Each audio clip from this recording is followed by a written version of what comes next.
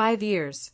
5 long years of pouring my time, loyalty, and heart into a woman who didn't deserve a fraction of it. I stood in the middle of our living room, staring at the table I'd set up for our anniversary dinner. The candles were ready to be lit, the steak marinating in the kitchen, and I even picked up that expensive wine she always said she loved. I wanted tonight to be perfect. I wanted it to remind Camille of everything we'd built together. But as the clock ticked past 8 o'clock, my phone buzzed with a text, stuck at work. "I'll make it up to you, I promise." I read it over and over, my thumb hovering above the screen. Work. On a Friday night. On our 5th anniversary. It didn't make sense. Something twisted inside me, a feeling I'd been ignoring for months. I didn't want to believe it, but I'd heard the whispers, seen the late nights, the unexplained absences. I didn't want to face the truth, but I couldn't deny it any longer. I grabbed my keys, drove to her office, and when I got there, the parking lot was empty. No lights, no cars, no Camille. That's when I knew. She wasn't stuck at work. She was out with him. Some kid barely old enough to drink, probably across from her at an overpriced French restaurant, laughing over candlelight while I sat here like a fool. I could picture it, her tossing her hair back, sipping the wine I'd bought, thinking she'd gotten away with it. My chest burned, but I didn't call her. I didn't scream or shout. I typed 2 words, "no worries," and then I turned off my phone. I went upstairs, packed, not just a suitcase, but everything. My clothes, my books, my favorite coffee mug. I loaded it all into my truck and drove to the mansion I'd kept secret from her, the one I bought last year when I first suspected she was slipping away. It wasn't just a house. It was my escape plan. As I pulled into the driveway, the weight of those 5 years started lifting off my shoulders. She thought she could play me, celebrate her affair while I waited at home like some loyal dog. But she didn't know me. I unlocked the door, stepped inside, and let the silence envelop me. The place was massive, marble floors, high ceilings, a view of the city below. I dropped my bags in the foyer and walked to the bar, pouring myself a whiskey. The first sip burned, but it steadied me. I wasn't the one who should be worried. Camille had no idea what was coming. She thought I'd forgive her lies like I always did. But not this time. This time I was done. I set the glass down, walked to the window, and looked out at the city. 5 years of sacrifices. For what? For her to throw it all away on some kid who couldn't even spell commitment. I wasn't going to let her win. I'd spent too long building my life, my business, my world, to let her drag me down with her games. That night, while she was out with her lover, I made a promise to myself. She'd regret this. Not because I'd yell or beg or fight, but because I was done being her fool. The next morning, I woke up alone in the big bed. For the first time in years, it didn't feel wrong. I stretched my stiff muscles and checked my phone. It was off since I sent that text to Camille. When I powered it back on, notifications flooded the screen. Missed calls, voicemails, texts, all from her. I didn't read them.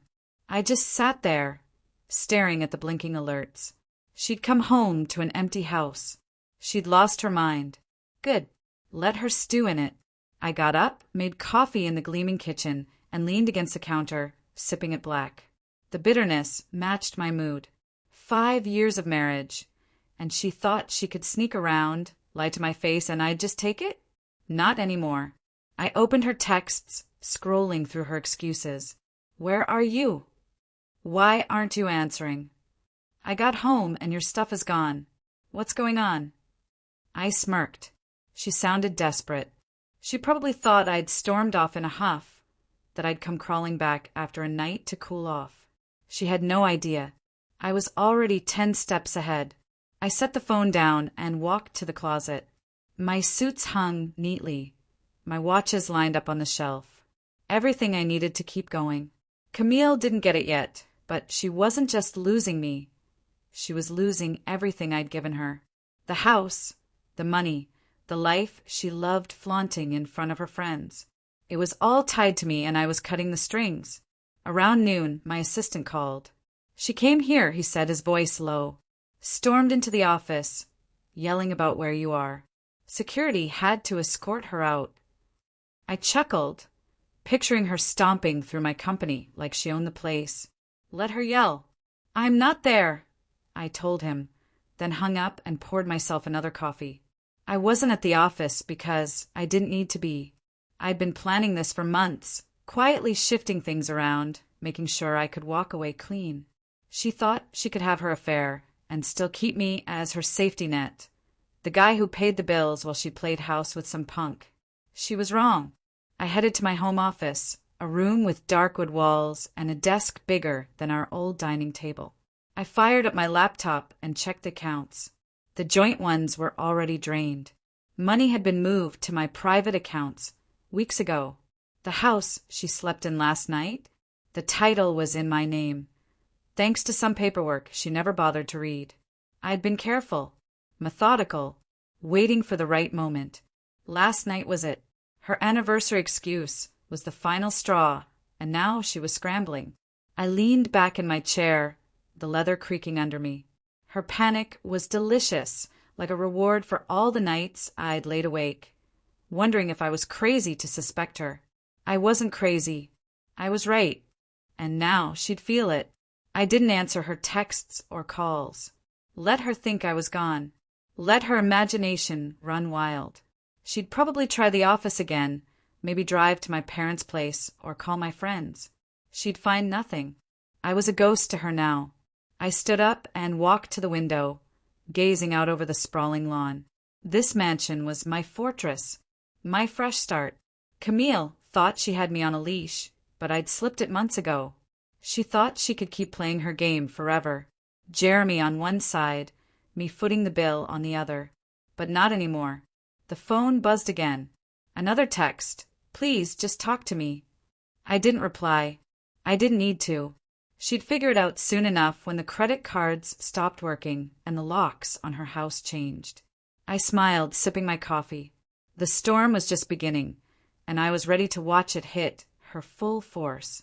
I sat back in my office, the late afternoon sun casting long shadows across the desk. Camille's affair hadn't been some big shock that hit me all at once. It had been gnawing at me for 6 months. 6 months of knowing, watching, waiting. I first caught wind of it when she started coming home late, her excuses getting flimsier. Client dinner, she'd say. Traffic was bad. But her perfume smelled different, sharper, like she'd layered it on to cover someone else's scent. Then there were the phone calls, late-night whispers. I wasn't stupid. I knew something was off, but I didn't confront her. Not yet. I wanted proof and a plan. So I hired a private investigator. Tony followed her for weeks, snapping photos, tracking her every move. The first time I saw the pictures, my stomach twisted. There she was, my wife, laughing outside a cafe with some kid named Jeremy. Barely 20, all smirks and swagger like he'd won the lottery by stealing a rich man's wife. Camille looked at him like he was her world. I stared at those photos for hours, the anger building slowly. But I didn't explode. I stayed calm. Jeremy thought he was untouchable. Camille thought she was slick, sneaking around. But they were wrong. I'd been playing my own game. And now the pieces were falling into place. Over those 6 months, I met with my accountant, Greg, and we started shifting things around, draining joint accounts bit by bit, moving cash into accounts she didn't know about. The properties I'd always kept in my name, but the house she loved? I made sure the title was mine alone. She'd signed papers years ago without reading them, too busy dreaming of her perfect life to care. By the time our anniversary rolled around, I was ready to walk away with everything that mattered. That morning, after she stormed my office, I got a text from Tony. She's freaking out. Tried her card at a spa. Declined. I laughed out loud, picturing her standing there, fumbling with that shiny black card she loved flashing around. There was no mistake. I'd frozen the accounts she still had access to, cut her off clean. Reality was hitting her now, and I could almost taste her confusion. I leaned back in my chair, spinning a pen between my fingers. She thought she could keep her little side game going forever. Jeremy on one side, me footing the bill on the other. But I wasn't her ATM anymore. I walked to the safe in the corner of my office and pulled out a folder. Inside were the photos, the bank statements, the property deeds, everything I'd need when she came for me. Because I knew she would. Camille wasn't the type to slink away quietly. She'd fight, claw, try to take what she thought was hers. Let her try. I filled a glass with water, feeling its coolness steadying me. I'd spent 6 months constructing this trap, and now she had walked right into it. Jeremy, too, he learned soon enough that his prize wasn't worth much without my financial backing. I paced the room, my footsteps echoing on the hardwood floor. The house she'd woken up in today wouldn't be hers tomorrow when the locks were changed. The car she drove? Already slated for repossession. Piece by piece, her perfect little world was disintegrating, and I had orchestrated every moment of it. I paused by the window watching the city below. 6 months ago, I had been blindsided by her betrayal. Now I felt stronger than ever. She'd underestimated me, thinking I was too soft to strike back. But I'd been patient, watching, waiting. Now the game was mine. Soon, she'd feel it. Every declined card, every locked door. And I'd be here in my mansion, watching it all unravel. The sun had dipped below the horizon when I heard the screech of tires outside. I'd been expecting this. Camille wasn't the type to let a day pass without a fight. I was in my office, a glass of whiskey in hand, paper spread across my desk for the latest business deal. The doorbell rang, sharp and insistent, followed by loud pounding. "Open up. I know you're in there." Her voice was shrill, cutting through the quiet night. I took a slow sip, letting her stew outside for a moment. She had probably driven here after finding my office empty and my phone silent. Good. Let her feel the weight of it. I set the glass down, straightened my shirt, and walked toward the foyer. Her knocking grew louder, her shouts more frantic. "Where the hell are you? Why are you ignoring me?" I turned the lock and swung the door open, leaning against the frame with my arms crossed. There she stood, her face flushed, red hair wild like she'd been pulling at it, her eyes wide with fury. And something else, fear perhaps. "What the hell is this?" she spat, stepping forward like she owned the place. I didn't move, just watched her. She waved her phone in my face, the screen glowing with a bank alert. "My card got declined today 3 times. What did you do?" I let her rant, her voice echoing through the empty house. She went on about the spa, the humiliation, how she had to borrow money from a friend. I waited until her chest heaved, until she ran out of steam. Then I stepped aside and walked back into the house. "You coming in, or are you just going to yell at the doorstep?" I called over my shoulder. She stormed in behind me, her heels clicking loudly on the floor. I led her to the living room, where the city lights glimmered through the massive windows. I poured myself another drink, not offering her one. She stood there, hands on her hips, glaring. "Explain this," she demanded. I turned to face her, calm as ever, and took a sip of my whiskey. "You didn't think I'd let you humiliate me forever, did you?" Her mouth opened, then closed, like she wasn't sure how to respond. I set the glass down and stepped closer, keeping my voice steady. "You've been running around with that kid Jeremy, thinking I wouldn't notice, thinking you could keep living off me while playing your little games." Her face drained of color. The words barely left her lips. "You knew," she whispered. I laughed, a short, harsh sound that made her flinch. "Of course I knew. I've known for months. I just needed time to make sure that when I left, you'd have nothing." She stared at me, her lips trembling. For a second, I thought she might scream again. Instead, she lunged forward, grabbing my arm. "Please," she said, her voice softening. "We can fix this. I messed up, okay? I'm sorry. Let's talk about it." I looked down at her hand, her nails digging into my sleeve, and felt nothing. No pity, no sympathy. Those tears were fake.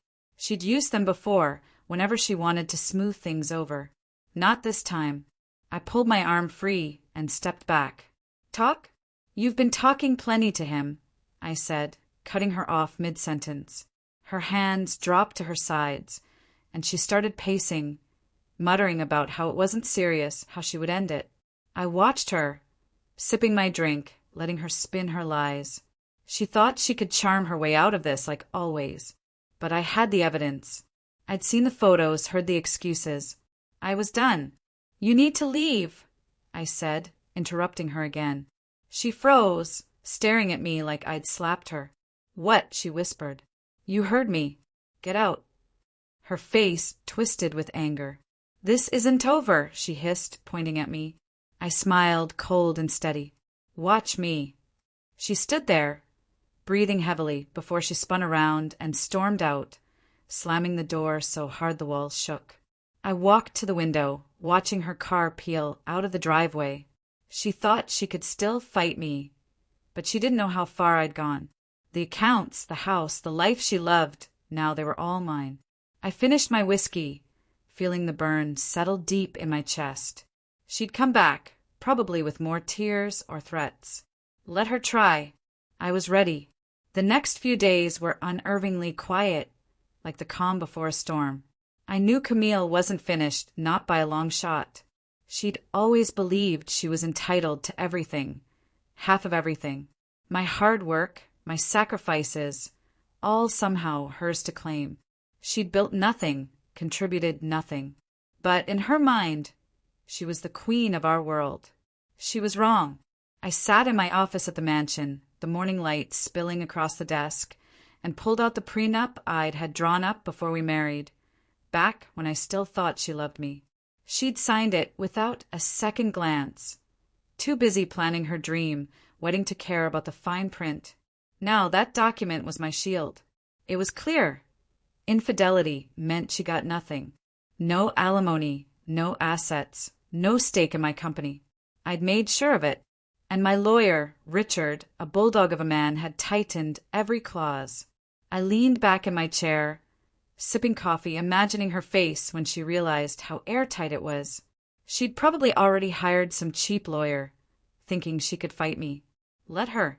I had the best legal team money could buy, and I had the evidence. Photos of her with Jeremy, bank statements showing how she'd spent my money on their dates, even recordings of her lying to my face. I stood up, stretching, and walked to the window. The city sprawled below, alive and busy, while up here I felt untouchable. Camille had thought she could play me, keep her affair on the side while living off my wealth. Now she was scrambling, probably crashing on a friend's couch. Her credit cards useless, her car gone. I wondered if Jeremy was still in the picture, playing the hero, or if he'd already started pulling away, realizing she wasn't the prize he thought she was. I'd find out soon enough. Tony was still watching. My phone buzzed again. It was a message from Richard. She's making noise. Her lawyer sent a letter claiming emotional distress, trying to push for a settlement. I laughed, the sound echoing off the wood panel walls. Let her push. She's got nothing. Exactly, Richard replied. I'll bury them in paperwork if they try anything. Just keep doing what you're doing. Stay clean. Stay quiet. I hung up, feeling lighter than I had in months. Camille's fall wasn't just about the money or the house. It was about watching her realize she'd lost everything she thought she controlled.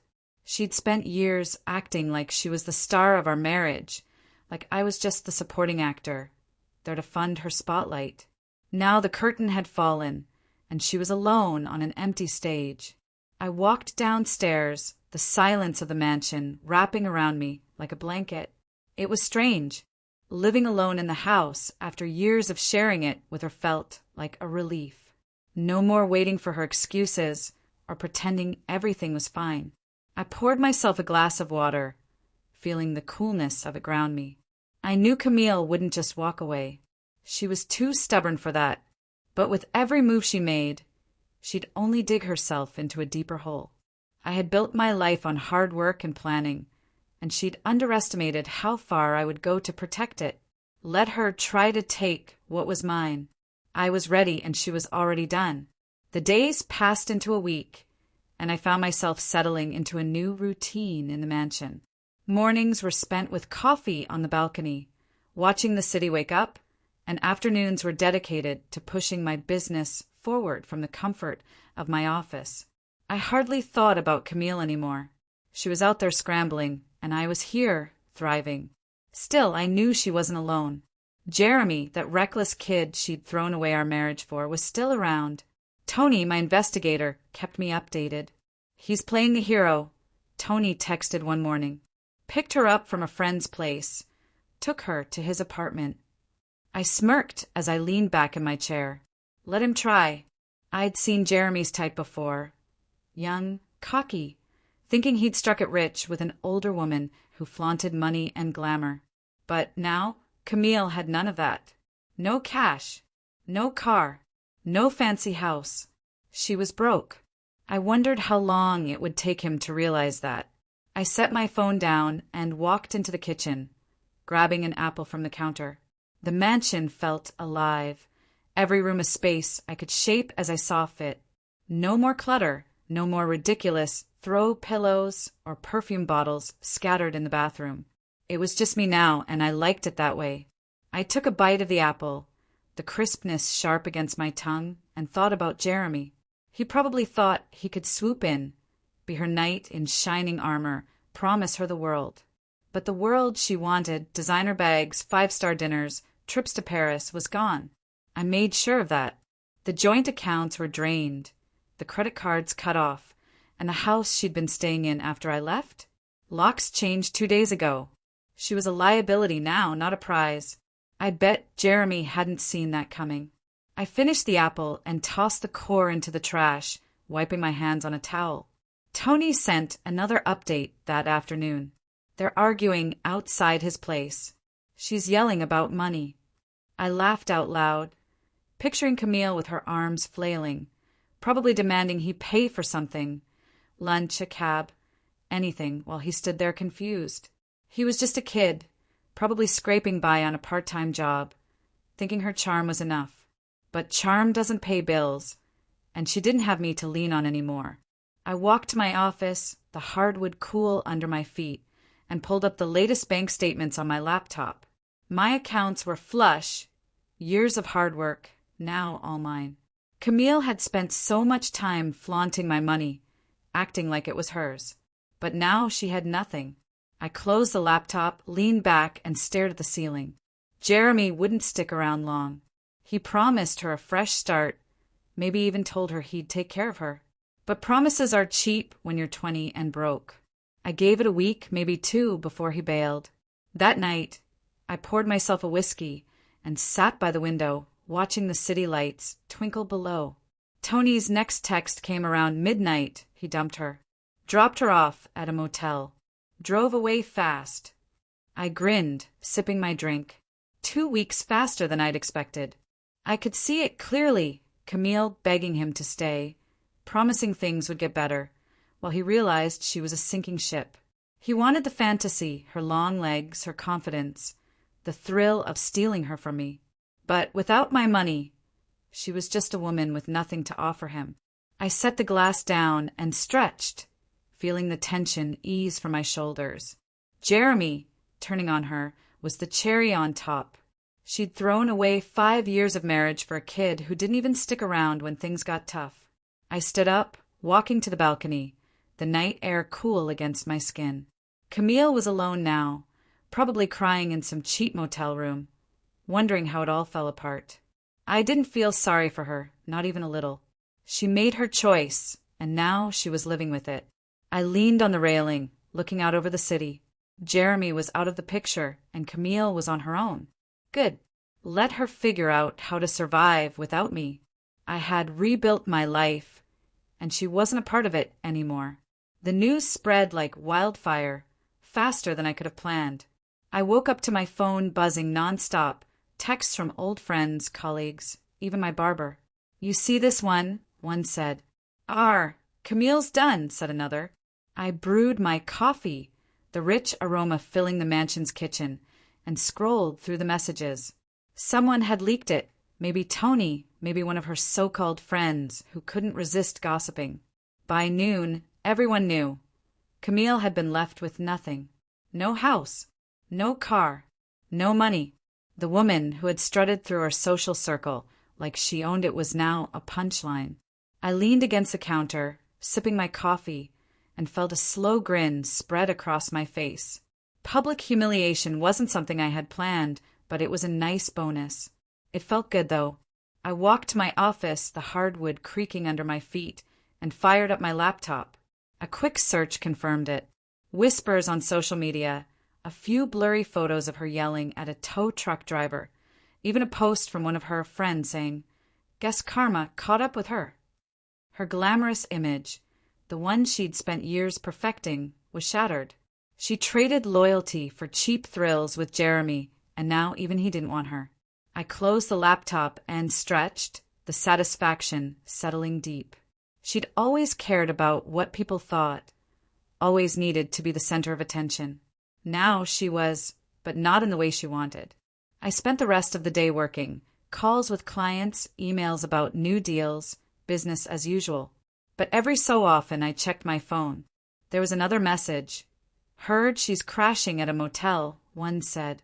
"Saw her selling her bags online," said another. Her friends? She'd sipped wine, laughing about their perfect life when the truth hit her hard. He had abandoned her. No one wanted to be tied to the mess she had become. That night, I was on the balcony, a beer in hand, when my phone rang. Her name flashed on the screen. I stared at it, letting it ring. The sharp sound cut through the stillness of the quiet city. She hadn't called in days, not since she stormed out of here. I almost didn't pick up, but curiosity nudged me. I answered, staying silent. "Hello." Her voice was shaky, raw. "Please just listen." I didn't say a word. I just held the phone, letting her spill. "I know I screwed up," she said, words tumbling out fast. "I'm sorry, okay?" I ended it with him. "He's gone. I need you. We can fix this. I'll do anything." She was sobbing now, big, messy tears I could hear through the line. "Please give me another chance." I leaned on the railing, staring at the city lights below. She sounded desperate, broken, like she'd finally hit bottom.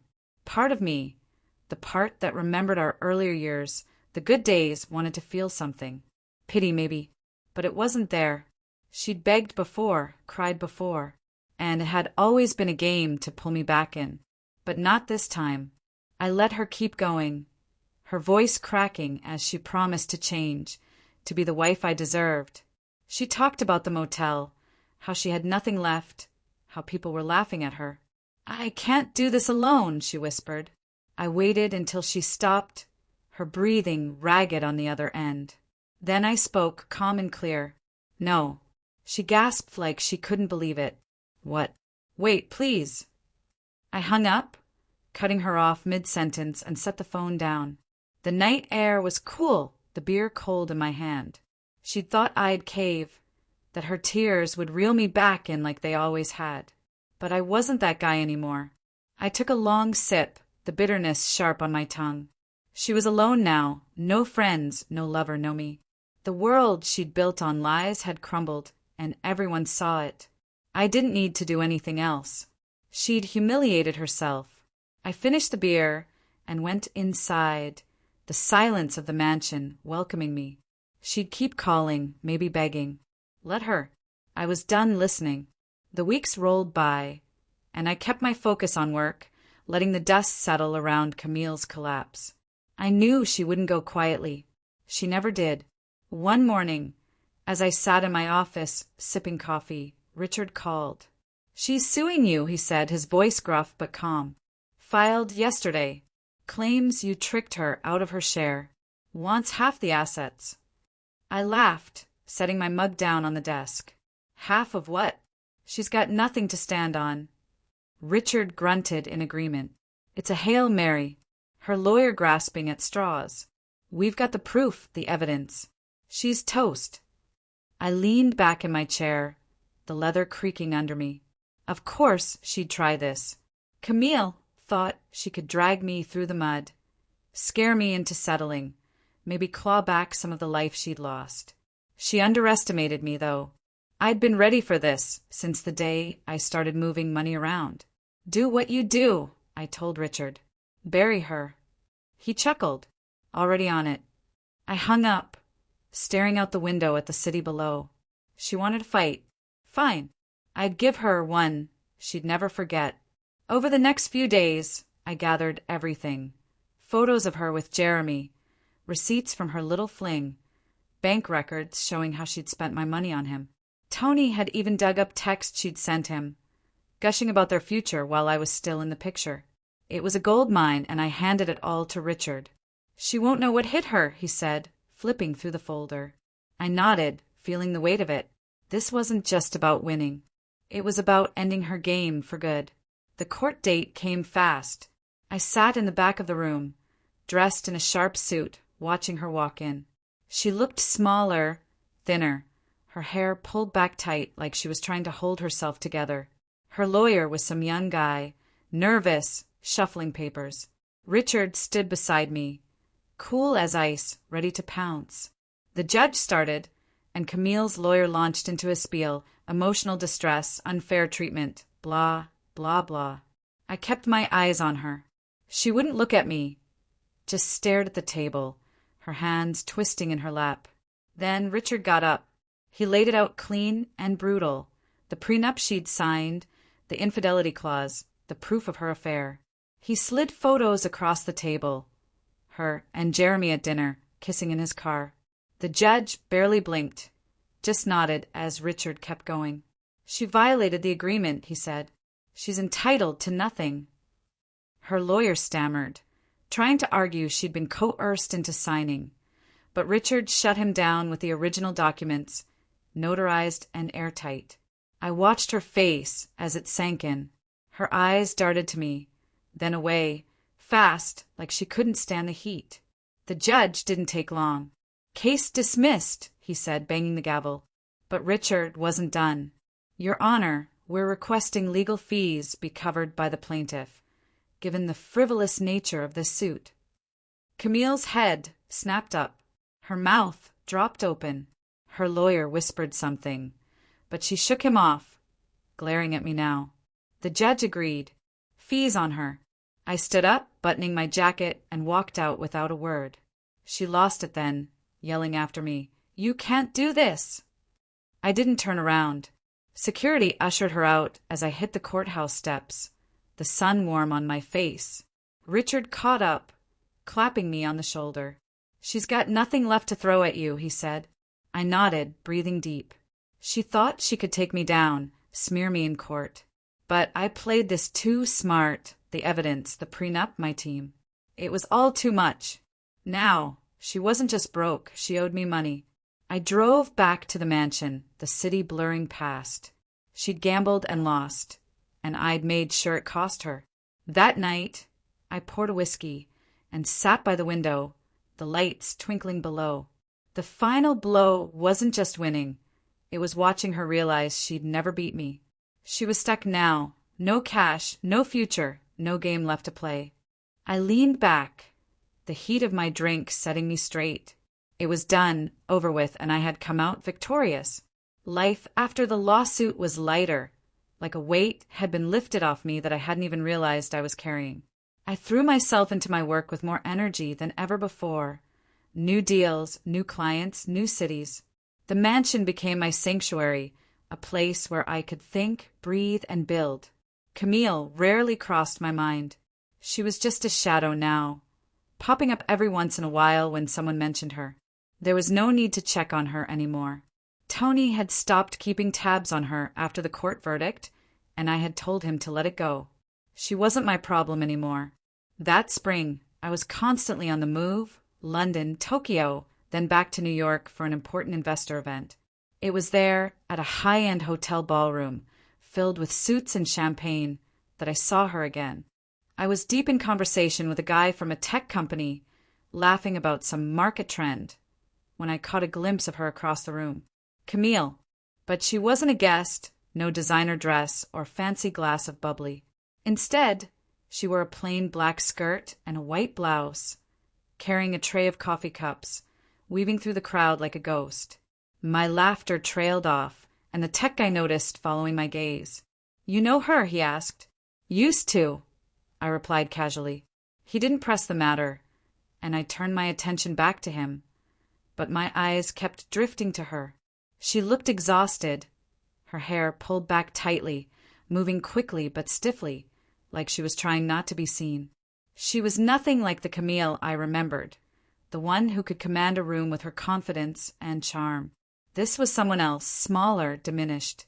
I watched her set the tray down at a table of investors, men who had once raised their glasses to her as my wife at dinners like this.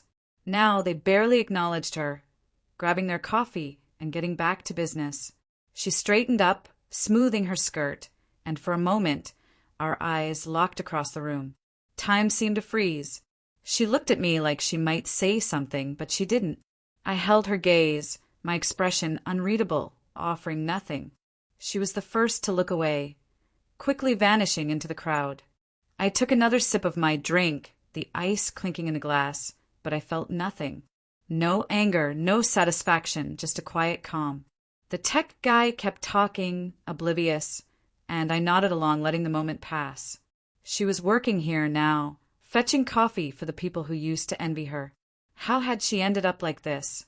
Had she sold off her jewelry, burned through her friends' couches, taken whatever job she could get?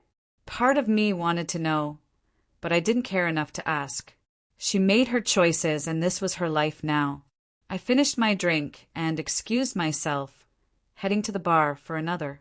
The event buzzed around me, deals being made, glasses clinking, but I couldn't help but keep an eye on her. She was near the service door this time, stacking empty trays. Her shoulders were slumped, hands moving slowly. She didn't look up, didn't see me watching. I wondered if she had recognized me earlier. Had she felt the sting of it? Me in a tailored suit, her in a server uniform? But it didn't matter. I didn't need revenge anymore. The prenup, the lawsuit, her losing Jeremy, it had all played out. I had won without even trying, just by living my life. The bartender slid my drink over, and I took it, turning back to the crowd. The tech guy waved me over again, and I joined him, slipping back into the night. Camille faded into the background, just another face in the crowd, no longer part of my world. I stayed late, shaking hands, exchanging ideas, feeling the thrill of progress. When I left the hotel, the lights of the city glowed behind me as I climbed into my car. Maybe she was still inside, cleaning up, but I didn't look back. I drove home to the mansion, the road quiet, my mind clear. I had moved on, moved up, and Camille was just a distant memory. A year had passed since the anniversary that had shattered everything. I had a new life, now, literally and figuratively. The mansion was no longer just a hideout, it was home. I filled it with things that felt like me. A big leather couch, a record player spinning old jazz, books stacked on the shelves. Work was thriving, new contracts, a team I trusted, a rhythm I had built from the ground up. But the biggest change wasn't the house or the business. It was Lydia. I met her 6 months ago at a charity gala, one of those black tie events I had started attending again. She wasn't like Camille, no flash, no games.